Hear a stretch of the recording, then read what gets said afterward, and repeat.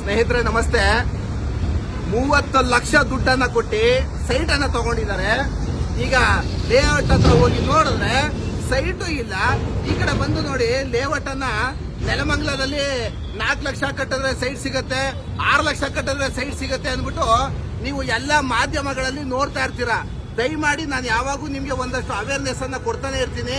ದಯಮಾಡಿ ಈ ಏನದು ಚಾನಲ್ಗಳಲ್ಲಿ, ಯೂಟ್ಯೂಬ್, ಫೇಸ್ಬುಕ್ ಗಳಲ್ಲಿ ಇದೇನಾದ್ರು 4 ಲಕ್ಷಕ್ಕೆ ಸೈಟ್ ಸಿಗುತ್ತೆ, 6 ಲಕ್ಷಕ್ಕೆ ಸೈಟ್ ಕೊಡ್ತೀನಿ ಅಂತ ಹೇಳಿದ್ರೆ ದಯಮಾಡಿ ತಗೋಬೇಡಿ ಸ್ನೇಹಿತರೆ. ನೋಡಿ, ಇವತ್ತು ಇವರೊಬ್ರು ಆಟೋ ಡ್ರೈವರು, ಒಬ್ಬ ಕಾರ್ಪೆಂಟ್ರು, ಇನ್ನೊಬ್ಬ ಪಾಪ ಯಾವ್ದೋ ಒಂದು ಕಂಪ್ನಿನಲ್ಲಿ ಕೆಲ್ಸಕ್ಕೆ ಹೋಗ್ತಾರೆ. ಏನೋ ಒಂದು ಆಸೆ, ನಾವು ಸಹ ಒಂದು ಸೈಟ್ ಅನ್ನ ತಗೋಬಿಡೋಣ ಅಂತ ಆಸೆ ಪಟ್ಕೊಂಡಿರ್ತಾರೆ. ಇವ್ರ ಹತ್ರ ಇರೋ ದುಡ್ಡನ್ನ ಒಬ್ಬೊಬ್ರು ರಿಯಲ್ ಎಸ್ಟೇಟ್ ಮತ್ತೆ ಲ್ಯಾಂಡ್ ಡೆವಲಪ್ಮೆಂಟ್ ಮಾಡುವ ಕದಿಮ್ರು ಸುಲಿಗೆಯನ್ನ ಮಾಡ್ಬಿಡ್ತಾರೆ. ಸ್ನೇಹಿತರೆ ನೋಡಿ, ನಮ್ಮಲ್ಲಿ ನೆಲಮಂಗಲ, ನಮ್ಮ ನೆಲಮಂಗಲ ದೇವನಹಳ್ಳಿ ಆನೆಕಲ್ಲು ಅಂತ ಹೇಳ್ತೀವಿ. ರೆವಿನ್ಯೂ ಲೇಔಟ್ ಗಳನ್ನ ಕೈ ಮುಗಿದು ಕೇಳ್ಕೊಳ್ತೀನಿ, ದಯಮಾಡಿ ಸೈಟ್ ಅನ್ನ ತಗೊಳ್ಬೇಡಿ.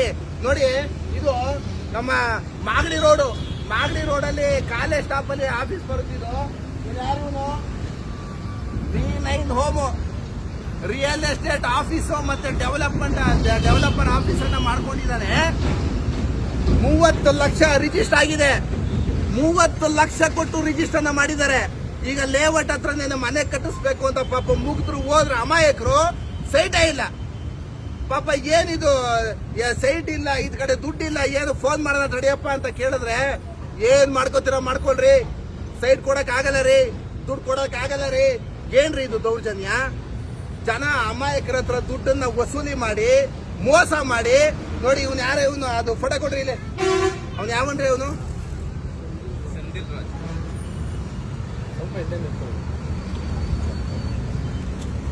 ನೋಡಿ, ದಯಮಾಡಿ ನೋಡಿ, ಸೇಂದಿಲ್ ರಾಜ್ ಅಂತ, ಇದೊಂದು ಸ್ವಲ್ಪ ಝೂಮ್ ಹಾಕಬಿಡ್ರಿ ಬ್ರದರ್. ಸೇಂದಿಲ್ ರಾಜ್ ಅಂತ ಇವನು ದೊಡ್ಡ ಲೋಫರು, ದೊಡ್ಡ ಲೂಟಿಕೋರ.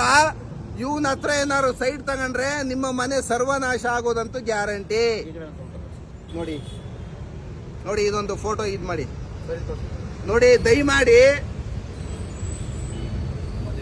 ಆಮೇಲೆ ಒಂದೇನಾಗುತ್ತೆ ಅಂದ್ರೆ, ದಯಮಾಡಿ ಜನತೆಗೆ ನಾನು ಹೇಳುವಂಥದ್ದು ಏನು, ನಮ್ಮ ಬೆಂಗಳೂರು ಮತ್ತು ಬೆಂಗಳೂರು ಗ್ರಾಮಾಂತರ ಪ್ರದೇಶದಲ್ಲಿ ನೀವು 6 ಲಕ್ಷಕ್ಕೆ ಸೈಟ್ ಸಿಕ್ಬಿಡುತ್ತೆ, 8 ಲಕ್ಷಕ್ಕೆ ಸೈಟ್ ಸಿಕ್ಬಿಡುತ್ತೆ ಅಂತ ಹೋಗ್ಬಿಟ್ಟು ರೆವಿನ್ಯೂ ಲೇಔಟ್ ನಲ್ಲಿ ನೀವೇನಾದ್ರು ಸೈಟ್ ತಗೊಂಡ್ರೆ ನೀವು ಮೋಸ ಹೋಗೋದಂತೂ ಗ್ಯಾರಂಟಿ ಸ್ನೇಹಿತರೆ. ದಯಮಾಡಿ ಇಂಥ ಲಫಂಗಗಳಿಗೆ ದುಡ್ಡನ್ನ ಕೊಟ್ಟು ಮೋಸ ಹೋಗ್ಬೇಡಿ ದಯಮಾಡಿ. ಇವತ್ತು ನೋಡಿ, ಪಾಪ ಕೂಲಿ ಕೆಲಸ ಮಾಡ್ಕೊಂಡು ಜೀವನ ಮಾಡ್ತಾರೆ. 30 ಲಕ್ಷ ಕೊಟ್ಟು ರಿಜಿಸ್ಟರ್ ಮಾಡಿಸ್ಕೊಂಡಿದ್ದಾರೆ. ಈಗ ದುಡ್ಡನ್ನು ವಾಪಸ್ ಕೊಡ್ರಿ ಅಂತ ಕೇಳಕ್ಕೆ ಆಫೀಸ್ ಹತ್ರ ಬಂದ್ರೆ ನೀವೇನಾದ್ರು ಮಾಡ್ಕೊಳ್ರಿ. ನಂಗೆ ದೊಡ್ಡ ದೊಡ್ಡ ರೌಡಿಗಳು ಗೊತ್ತು, ದೊಡ್ಡ ದೊಡ್ಡ ರಾಜಕಾರಣಿಗಳು ಗೊತ್ತು, ನೀವು ನನ್ನನ್ನು ಏನೂ ಮಾಡ್ಕೊಳ್ಳೋದಕ್ಕಾಗಲ್ಲ. ನೋಡಿ, ನಾವು ಕಾನೂನಿದೆ, ನಾವು ಡಿಪಾರ್ಟ್ಮೆಂಟ್ ಫೋನ್ ಆಗಿ ಪೊಲೀಸರು ಬಂದಿದ್ದಾರೆ. ಅವನಿಗೆ ಕಾನೂನಿನಲ್ಲಿ ತಕ್ಕ ಪಾಠವನ್ನ ಕಲಿಸುವಂತ ಪ್ರಯತ್ನ ನಾವು ಮಾಡೇ ಮಾಡ್ತೀವಿ. FIR ಹಾಕಿ ಜೈಲಿಗೆ ಕಳ್ಸೋ ಗಂಟನೂ ಬಿಡಲ್ಲ. ಹಾಗಾಗಿ ಸ್ನೇಹಿತರೆ, ದಯಮಾಡಿ ಇದೇನು ಯಾರು ಇವರು ಸೇಂದಿಲ್ ರಾಜ್ ನಮ್ಮ ನೆಲಮಂಗಲದಲ್ಲಿ ಲೇಔಟ್ ಅನ್ನ ಮಾಡಿರೋದು. ರೆವಿನ್ಯೂ ಲೇಔಟ್ ಗಳಲ್ಲಿ ದಯಮಾಡಿ ಸೈಟ್ ಗಳನ್ನ ತಗೊಳ್ಬೇಡಿ ಅಂತ ಹೇಳ್ತಾ ನಾನು 2 ಮಾತು ಮುಗಿಸ್ತೀವಿ ಸ್ನೇಹಿತರೆ. Thank you. ಅದ್ರ ಪರಿಸ್ಥಿತಿ ಏನಿದೆ ಸರ್ ಇವಾಗ ಆ ಲ್ಯಾಂಡ್? ಈಗ ಅವ್ರು ಏನ್ ಮಾಡಿದ್ದಾರೆ, ಸೈಟ್ ಅನ್ನ ಮಾಡಿದ್ರು. ಒಂದು 40 ಸೈಟ್ ಅನ್ನ 40 ಜನಕ್ಕೂ ಸೇಲ್ ಮಾಡ್ಬಿಟ್ಟಿದ್ದಾರೆ. ಸೈಟ್ ಅನ್ನ ಸೇಲ್ ಮಾಡಿದ್ಮೇಲೆ ಮತ್ತೆಲ್ಲ JCB ತಗೊಂಡು ಡೆಮಾಲಿಷ್ ಮಾಡ್ಬಿಟ್ಟು ಈ ಸೈಟ್ ಅನ್ನೆಲ್ಲ ಲೆವೆಲ್ ಚೇಂಜ್ ಮಾಡ್ಬಿಟ್ಟು ಅದೇ 40 ಸೈಟ್ ನ ಇನ್ನೊಂದು 40 ಜನಕ್ಕೆ ಮಾರಾಕವನೆ. ಸರ್, ಇವಾಗ ಮಾರೋದಕ್ಕೆ ಆಥರೈಸೇಷನ್ ಯಾರು ಸಬ್ ರಿಜಿಸ್ಟರ್ಸ್ ಯಾವ ತರ ಅನುಕೂಲ ಮಾಡ್ಕೊಡ್ತಾರೆ? Sub register ಮಾಡ್ಕೊಟ್ಬಿಡ್ತಾರೆ. ಬಟ್ ಅದು ನಾನು ಅದಕ್ಕೆ ಹೇಳೋದು, ರೆವಿನ್ಯೂ ಸೈಟ್ ಗಳನ್ನ ನೀವು ಎಷ್ಟು ಜನಕ್ಕೆ ಬೇಕಾದ್ರೂ ಸೇಲ್ ಮಾಡಬಹುದು. ಅದಕ್ಕೆ EC ಕೂತ್ಕೊಳ್ಳಲ್ಲ.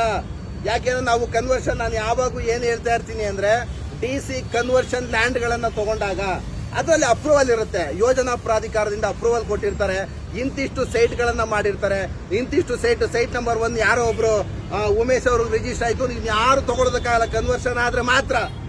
ಈ ರೆವಿನ್ಯೂ ಆದ್ರೆ ಏನಾಗುತ್ತೆ, ಒಂದೊಂದು ಸೈಟ್ ನ 10 ಜನಕ್ಕೆ ಮಾರಾಟ ಮಾಡ್ತಾರೆ. ಇವರೆಲ್ಲ ಆಮೇಲೆ ಮೋಸ ಮಾಡಬೇಕು ಅಂತಾನೆ ಲೇಔಟ್ ಮಾಡೋದು ಇವರು.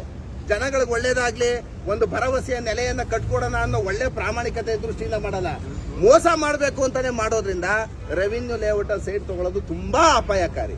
ಸರ್, ಇವಾಗ ಏನಂತ ಇದಾರೆ ಸರ್ ಇವರು V9 ಓನರ್? ಈಗ ನಾವು ಸೈಟ್ ಕೊಡಿ ಅಥವಾ ದುಡ್ಡನ್ನ ವಾಪಸ್ ಕೊಡಿ ಅಂತ ಕೇಳಿದ್ರೆ ಯಾವುದೇ ಕಾರಣಕ್ಕೂ ದುಡ್ಡು ಕೊಡಲ್ಲ, ಸೈಟು ಕೊಡಲ್ಲ. ನನ್ಗೆ ದೊಡ್ಡ ದೊಡ್ಡ ರೌಡಿಗಳು ಗೊತ್ತು, ದೊಡ್ಡ ದೊಡ್ಡ ರಾಜಕಾರಣಿಗಳು ಗೊತ್ತು. ನೀವು ಆ ಕ್ಲೈಂಟ್ ಹತ್ರ ನೀವು ನನ್ನೇನು ಕಿತ್ಕೊಳ್ಳೋದಕ್ಕಾಗಲ್ಲ. ಈ ತರ ಮಾತುಗಳು ಬಂದಾಗ ಪಾಪ ಅಮಾಯಕರು ಏನ್ ಮಾಡ್ಬೇಕು?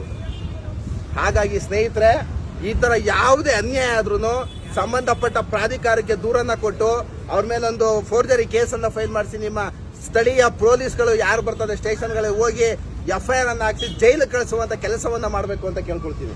ಸರ್, ಇವಾಗ ಮುಂದಿನ ಕಾನೂನು ಹೋರಾಟ ಏನಾದ್ರು ಮಾಡ್ತೀರಾ? ನೋಡಿ, ಆಲ್ರೆಡಿ ನಾವು ಪೊಲೀಸ್ ಅವ್ರಿಗೆ ಮಾಹಿತಿಯನ್ನ ಕೊಟ್ಟಿದೀವಿ. ನಾವೀಗ ತಕ್ಷಣ ಪೊಲೀಸ್ ಸ್ಟೇಷನ್ಗೆ ಹೋಗ್ತೀವಿ, ಬಂದೇಟ್ಗೆ FIR ಹಾಕ್ತಾರೆ, ಜೈಲಿಗೆ ಕಳಿಸ್ತಾರೆ, ಅಷ್ಟೇ ಕೆಲಸ.